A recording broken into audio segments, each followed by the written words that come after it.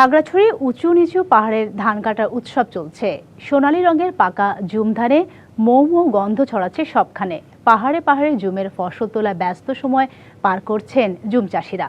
ফলন ভালো হয় এবার ১৬ লাখ কেজির বেশি ধান উৎপাদন হবে বলে আশাবাদ কৃষি কর্মকর্তাদের।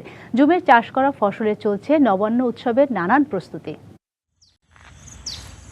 পাহাড়ের ঢালে ঢালে সারি সারি সোনালী ধান, কাঁধে ঝুড়ি নিয়ে সেই ধান কাটতে ব্যস্ত সবাই।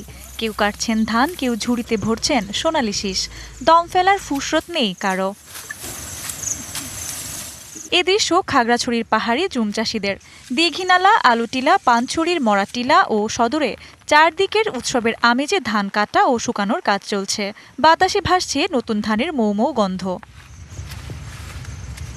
জুম চাষের বীজ বপন শুরু হয় মার্চ এপ্রিলে, ফলন তোলা শুরু হয় সেপ্টেম্বরের দ্বিতীয় সপ্তাহে। এরপর পাহাড়ের মাঝে তুলনামূলক সমান জায়গায় ধান চাষ করেন তারা। এর সঙ্গে হলুদ, আদা, তিল, ভুট্টা, বরবটি সহ প্রায় ৪০ জাতের সবজি চাষ করেন জুম চাষিরা। আমি লেখাপড়ার পাশাপাশি ধান কাটতেছি, পরিবারকে সাহায্য করি। ধান লাগাইছে, ভুট্টা লাগাইছে, মালফা লাগাইছে। এই ফসল দিয়ে সারা বছর খেয়ে যাবে। অন্য বছরের চেয়ে তুলনামূলক বৃষ্টি কম হওয়ায় ফলন ভালো হয়েছে।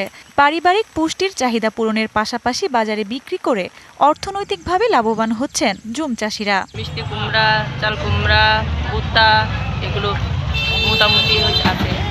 ফলন ভালো হওয়ায় এবার ১৬ লাখ কেজির বেশি ধানের উৎপাদন হবে বলে আশাবাদ কৃষি সম্প্রসারণ অধিদপ্তরের। আমাদের লক্ষ্যমাত্রা ধরা হয়েছে ১২০০ হেক্টর। তো আমাদের ১২০০ হেক্টর লক্ষ্যমাত্রা পূরণ হয়েছে।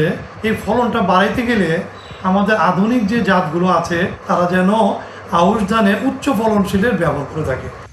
পাহাড়ি জনগোষ্ঠীদের পুরাতন সাধারণ বীজের চাষাবাদ থেকে বিনা ২১, ব্রি ধান ৪৮, ব্রি ধান ৮৩ জাতের ধান আবাদ করলে ফলন ৩ গুণ বৃদ্ধি পাবে বলে মনে করেন কৃষি বিজ্ঞানীরা। DBC news desk.